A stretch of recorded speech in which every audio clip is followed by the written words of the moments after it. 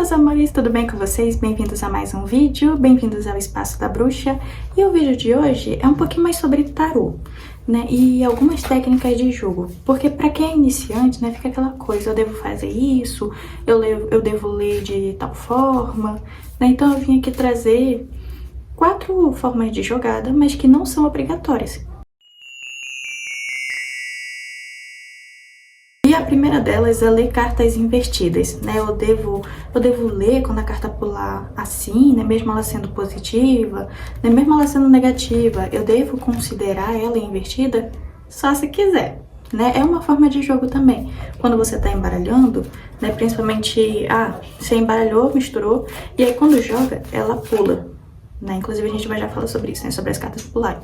Você pode escolher se na sua forma de jogar, né, você considera as cartas que saírem invertidas, porque assim, mas elas têm significados positivos e significados invertidos, né, que são os negativos.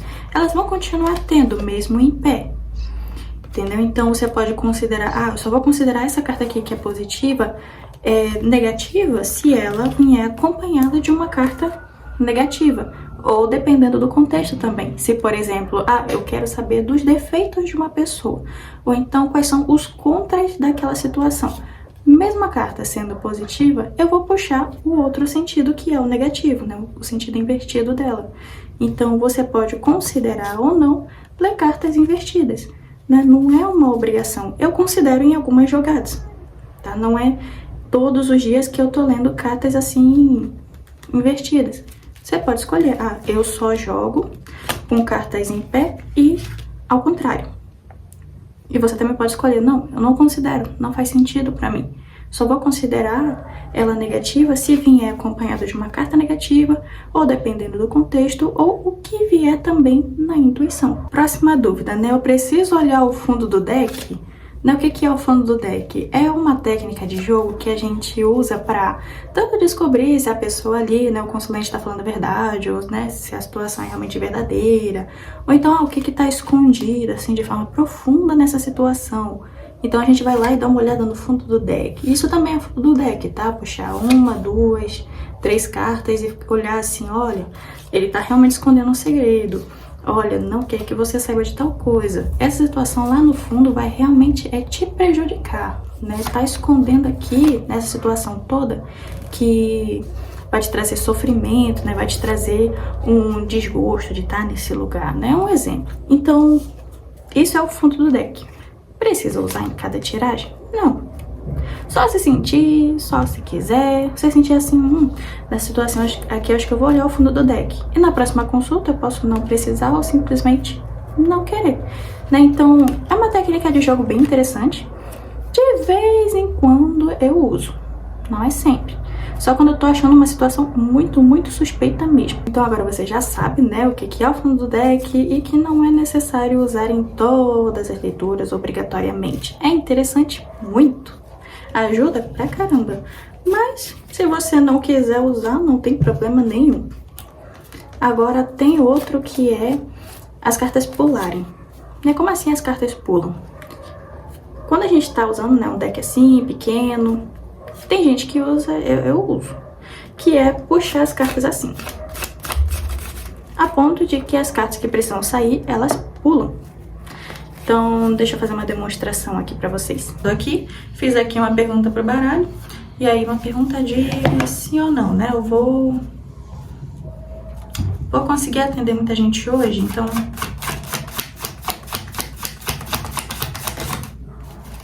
Viu que pulou? Pulou mais uma vez.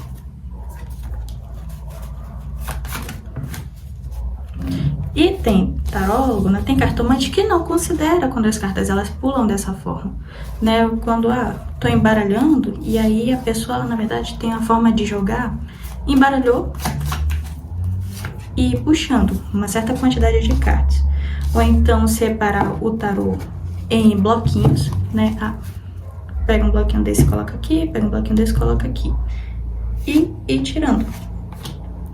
Então, não chega a considerar as cartas que pulam, né? Devolve pro baralho.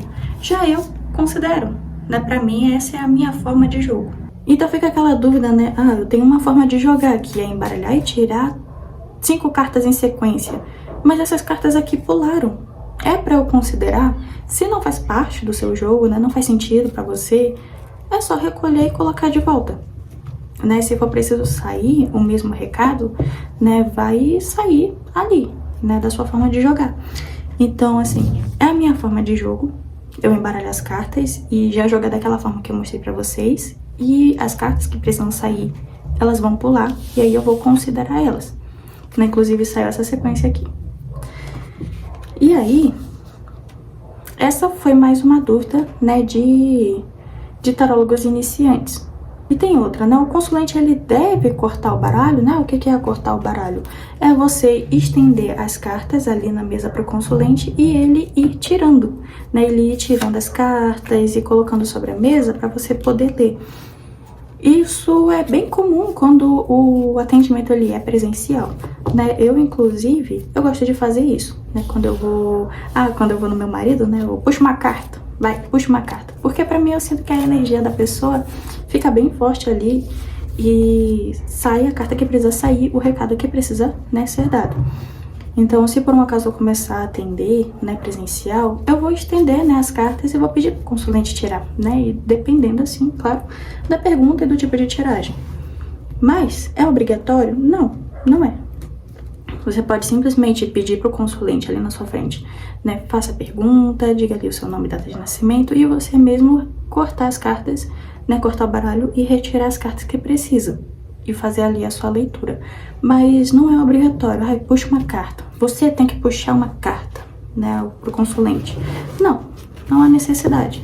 É uma forma de jogo também. Tem gente que acredita que a energia do consulente fica mais forte no baralho.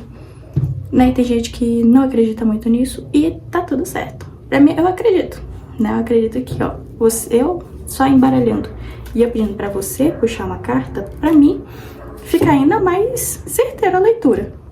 Não significa que online não funciona, tá? Funciona.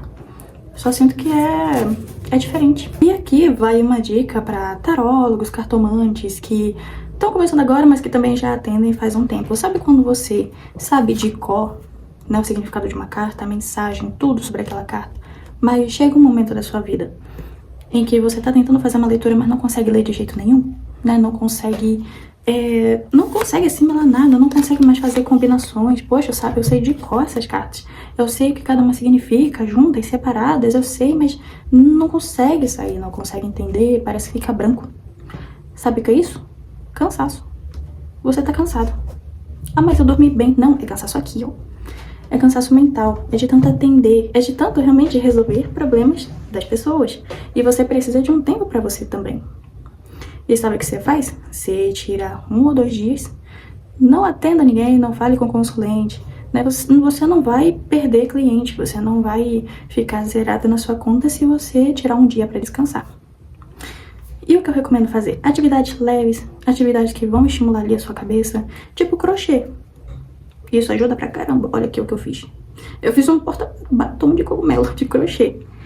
Aprendi crochê e quando eu sinto que eu tô ficando muito estressada, não tô conseguindo ler, eu tiro um dia, eu vou lá, vou crochetar, eu vou pintar, eu vou fazer minha unha, eu vou dar uma caminhada, né? Eu vou realmente relaxar. Então, você não vai ficar zerada, prejudicada se você tirar um dia pra descansar. Muito pelo contrário. Quando você voltar, a sua cabeça vai estar muito mais tranquila, você vai estar conseguindo voltar a fazer suas consultas de forma ainda mais profunda. Então, assim, você não vai estar com obsessor, você não vai estar... eu tenho um pouquinho disso também, né, de puxar a energia ali daquele consulente pra você. Mas nem sempre, 100% do tempo é isso. Tá, então essa é a dica de uma taróloga que tá há 4 anos nisso. E esse foi o vídeo de hoje, eu espero muito que vocês tenham gostado. Se gostou, já deixa o seu like e já se inscreve. E se vocês tiverem mais dúvidas em relação a tarô e trabalhar com tarô, só deixar aqui nos comentários que eu vou responder todos eles. Até o próximo vídeo.